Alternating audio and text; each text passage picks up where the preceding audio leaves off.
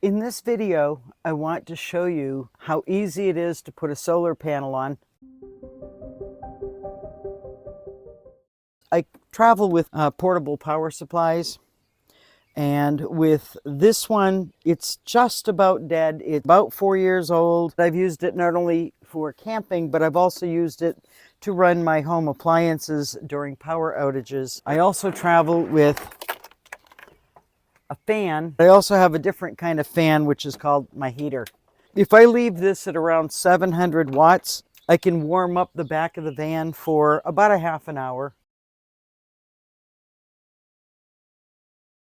I just came back from a 3,000-mile road trip to New England from Kentucky. And in that 7-day road trip, I had this refrigerator running constantly off of this dead power supply, but it wasn't dead.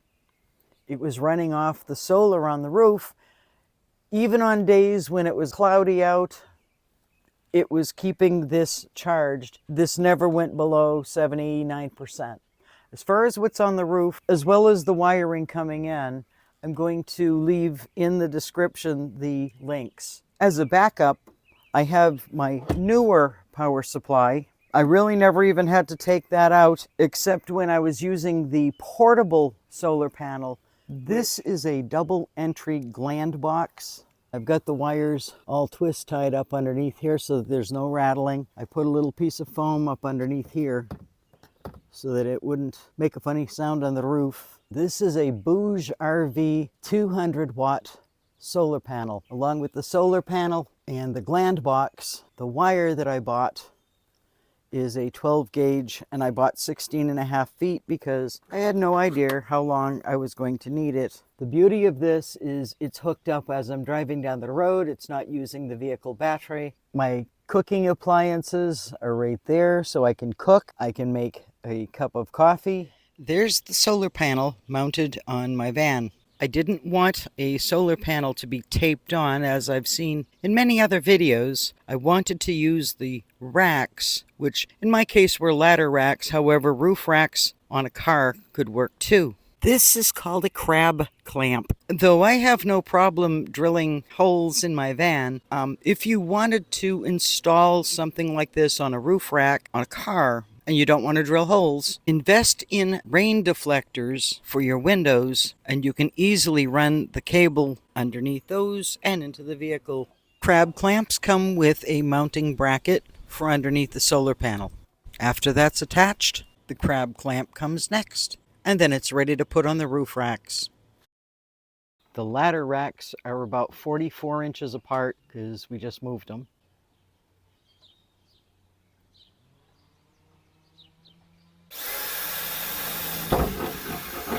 That's going to be another hole.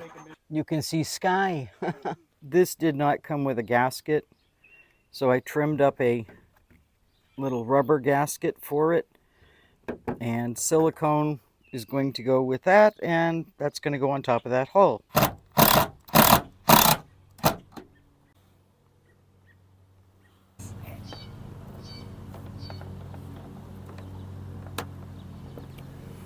Oh, don't film because I'm an idiot.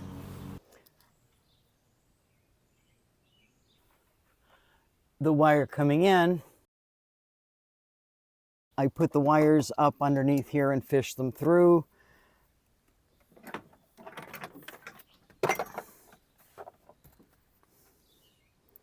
And that is what plugs into either this or this. But the solar panel is doing its thing and starting to charge.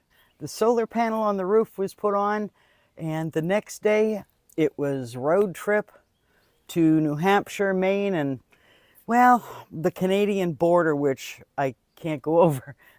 As always, I hope you like this video. Subscribe, share, give it a thumbs up if you want to help me out, and we'll see you on the next video.